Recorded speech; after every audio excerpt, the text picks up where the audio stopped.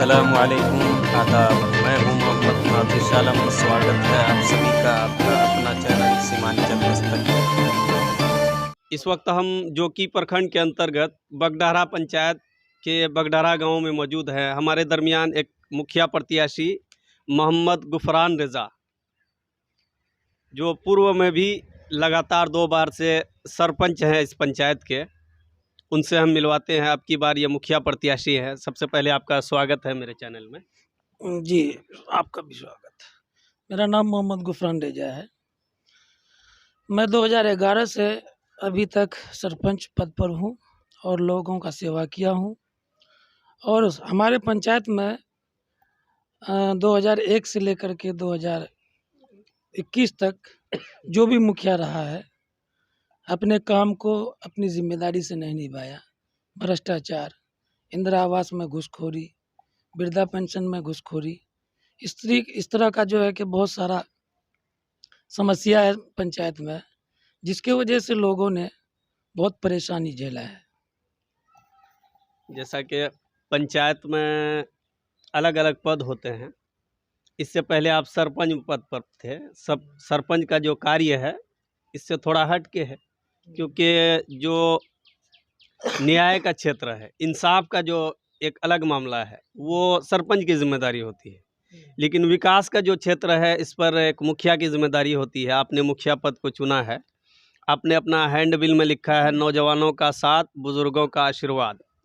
और कुछ संकल्प है कि एक योजना क्षेत्र संख्या 4 को मॉडल आदर्श पंचायत बनाना है। एक जिद कमज़ोर, शोषित एवं पीड़ितों को हक दिलाने की। एक वचन समरस समाज बनाने की। एक इरादा आपकी दबी कुचली आवाज़ को उठाने की। एक तमन्ना आपके सुख एवं दुख में साथ निभाने की। एक जिज्ञासा महिलाओं, वृद्धों एवं लाचारों को सहायता पहुंचाने की। एक सोच आपको मान सम्मान दिलाने की। अटल प्रतिज्ञा ईमानदारी से कर्तव्य निर्वहन करने की। जी, ये आपका संकल्प है। इससे पहले जो जिम्मेदारी आपको पंचायत वासियों ने जो सौंपी थी, उस जिम्मेदारी में आप कितने खड़े उतरे? क्यों? देखिए, मैं अपनी जिम्मेदारी को पूरी ईमानदारी के साथ लोगों की समस्याओं को और लोगों की परेशानियों को सुना और मामले को हल किया। जो कि सरपंच का जो कर्तव्य है, जो जिम्मेदारी है, मैं अपनी जिम्मेदारी को पूरी ईमानदारी के साथ निभाया हूँ और मैं आगे भी इस पद में आया हूँ। मैं अपनी पूरी ईमानदारी से लोगों का हक, लोगों को इंसाफ और गली नाली का जो है कि समस्या है, बिजली पानी का समस्या है, मैं पूरी ईमानदारी के साथ लोगों को हक दिलाऊंगा और जनता के लिए मैं लड़ूंगा और सेवा करूंगा। आप सरपंच रहते हुए जो परेशानी लोग, क्या होता है कि सरपंच में कभी कोई मामला गांव में हुआ, भाई भाई में लड़ाई हुआ, या गांव में किसी 2 पक्ष में आपस में किसी तरह की भिड़ंत हो गई, ऐसी परिस्थिति में एक सरपंच की जिम्मेदारी होती है कि इस मामले को कोर्ट तक ना जाए, पुलिस तक ना जाए, घर में ही हल हो जाए, मोहल्ले में हल हो जाए। ऐसा कार्य आपने किया है? जी, हमने कोई हमेशा उदाहरण? हमने हमेशा यही कोशिश किया है, किसी आपसी विवाद में बैठ करके मामला को समाजी तौर पर बैठ करके हमने इंसाफ किया है और पंचायती करके मामले को हल किया है। और हमको नहीं लगता है कि कोई भी मामला थाना या कोर्ट तक गया है। और यहाँ भी हमारे पंचायत में ख़ास तौर से छोटी छोटी बातों पर जो है कि झगड़ा होता है और उन बातों को हम घर पर बैठ करके समाज के लोगों को लेकर के समझा बुझा करके मामला को हल करते हैं। और सरकार ने जो सरपंच को जिम्मेदारी दिया है, यही है कि पंचायत में छोटी छोटी बातों का मामला, बहुत सारी धाराएं हैं जो कि सरपंच के अधीन है और सरपंच की जिम्मेदारी है कि वो बैठ करके ग्राम कचहरी द्वारा मामला को हल करके और समाज को खुश करने की कोशिश करें। यानी जो जिम्मेदारी आपको दी गई थी उसको भरपूर आपने जी, निभाया। मैंने पूरी अपनी ईमानदारी से काम किया है। तो अब जो आप मुखिया पद पर आए हैं, ये आपका निजी फैसला है या पंचायत वासियों का फैसला है? नहीं, ये समाज का फैसला है, पंचायत का फैसला है कि जब कोई आदमी सरपंच में रह करके अपनी जिम्मेदारी को ईमानदारी के साथ निभाए, तो ऐसे लोगों की ज़रूरत है कि मुखिया में भी ईमानदारी से काम करें। ये प्लान कब बना पंचायत वासियों का या आपका अपना, जिस तरह से भी हुआ कि अब हमें मुखिया पद के लिए आना चाहिए, ये सोच कब से आई? ये सोच जनता को लगभग 1 साल से है कि इस बार हमारे सरपंच साहब जो है कि सेवा किए हैं 10 साल, इसीलिए इनको मुखिया में आना चाहिए। और हमने भी नेक नियति के साथ इरादा किया है कि मैं मुखिया में लड़ूंगा, और जनता ने हमको मुखिया के लिए चुना तो मैं अपनी ईमानदारी से पूरा सेवा करूंगा।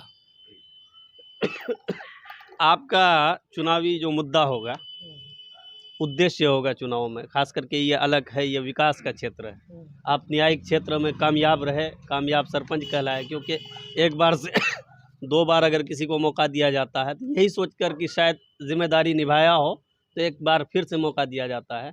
आप लगातार 2 टर्म रहे, अब तीसरी बार लोगों के कहने पर या अपना जो भी फैसला हो आपका, मुखिया पद के लिए आए, उद्देश्य क्या होगा चुनाव में? उद्देश्य देखिए, हमारे समाज में बहुत सारी समस्याएं हैं।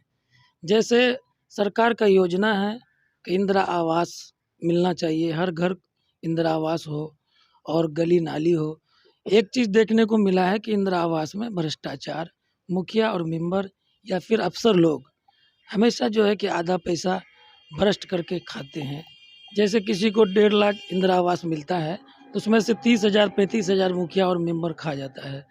इन्हीं चीज़ों को देखते हुए मैं अपने ईमानदारी से इसको ख़त्म करूँगा, भ्रष्टाचार को मिटाऊँगा और लोगों का हक जो होगा पूरा पूरा दिलाने की कोशिश करूँगा। मोहम्मद गुफरान रज़ा मुखिया प्रत्याशी हैं आप।